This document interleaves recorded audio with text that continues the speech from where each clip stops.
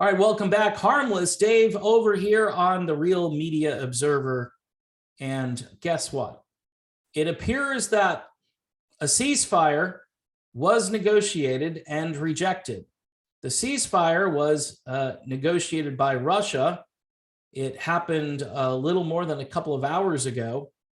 It says the UN Security Council did not adopt the humanitarian resolution drafted by Russia calling for a negotiated ceasefire in Ukraine.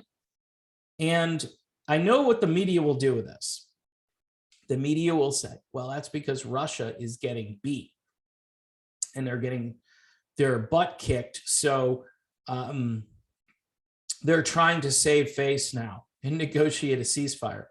Well, Russia and China voted in favor of the resolution, while 13 other members of the UN Security Council. See, I hate the whole idea of the UN at this point. It's so like 1985. Why do we need the UN? And what purpose does it serve?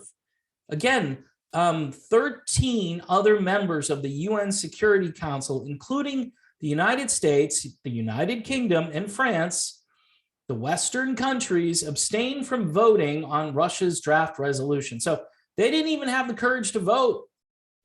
They abstained, right? China and Russia were the only two countries that actually voted.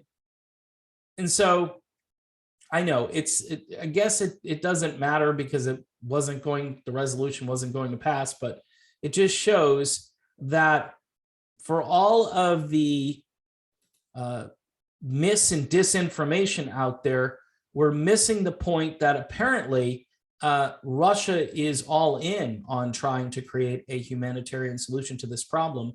I've heard a lot about humanitarian corridors where people are supposed to be able to leave safely, and those things are being sabotaged by the Ukraine forces that are there, or people. Imagine coming in from the outside. And by the way, in certain countries, you can't fight for a foreign army. You're not allowed to fight for, I mean, if you do that, it's like treason. But hey, you know, it's the New World Order, right? And anything kind of goes. But it's really weird. You know, you see this stuff happening and you go, how is it that some guy from Alabama wants to go fight for Ukraine?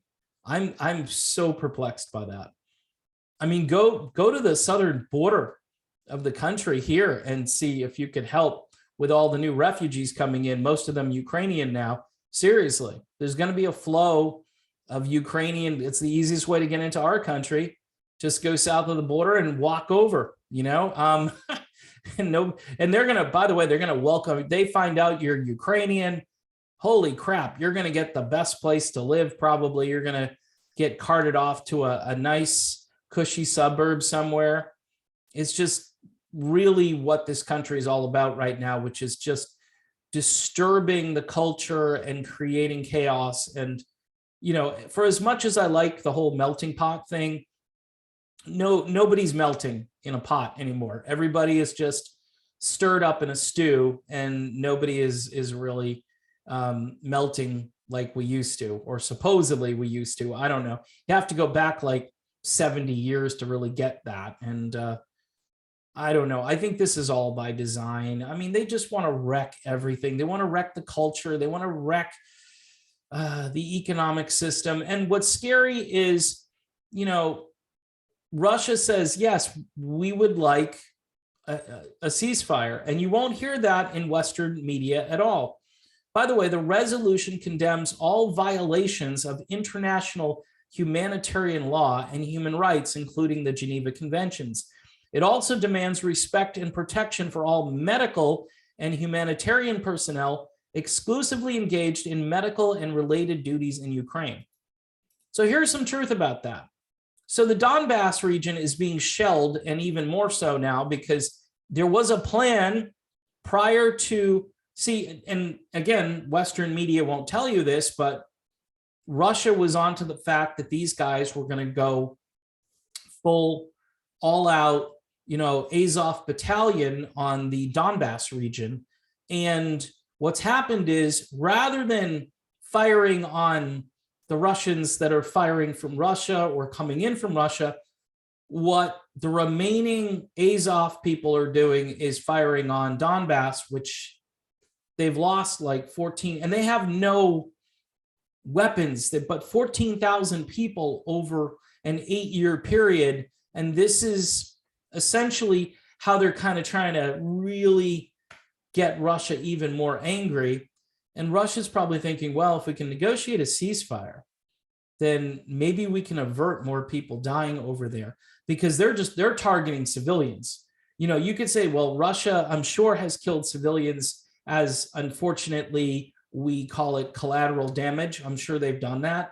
But their main goal wasn't to do that. It was to take out military infrastructure and to denazify the country, which the more I look into this, the more it looks very legitimate. And nobody at this point is going to persuade me otherwise. You think I'm just loving on Putin, whatever you want to think. It is little to do with like, hey, Putin's a great leader or whatever. No, it's more like, all right, I think he was trying to intervene with this little problem in the Donbass where 14,000 people were killed.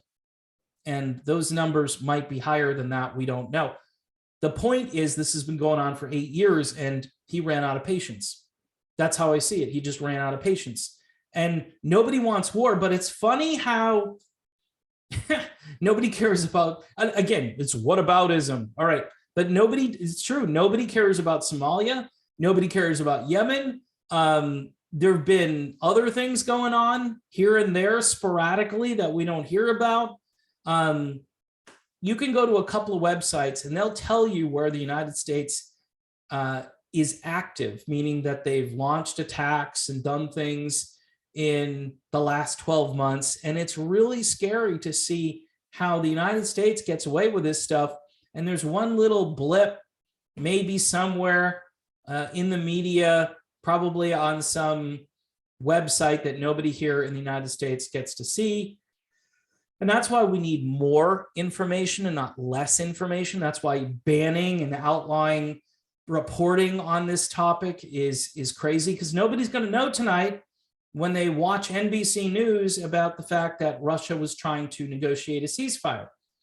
And you would think diplomacy is a really cool thing, right? You'd like to see this end diplomatically. You don't want us ramping up the war as much as Lockheed Martin is going to cheer and celebrate. By the way, all the military stocks, of course, are going through the roof. So they're the bigger winner. They're a much bigger winner than anybody in this conflict. And for those of us who knew Afghanistan wasn't the end, we knew something else was coming and it might be worse. Imagine the quagmire of Ukraine, Russia, and you're fighting a proxy war against Russia. I don't know how that ends well, because Russia is going to stand up for themselves. They're not just going to roll over. And like I said early on during the beginning of this, I said, don't poke the bear. And you've done more than poke the bear. You've provoked the bear, and the bear isn't going away. The bear is not going to go quietly. The bear wants this to end, though, and it wants it to end on their terms, meaning they get what they want, and their terms are fairly easy to meet. Ukraine doesn't join NATO, number one. Donbass gets recognized, right? These Nazis, they need to be arrested. They need to be put in prison. They need to be charged with crimes against humanity. This group of people who everybody thought was done for long time ago, that, hey, we solved it, World War II, it's done, it's fixed. Nope.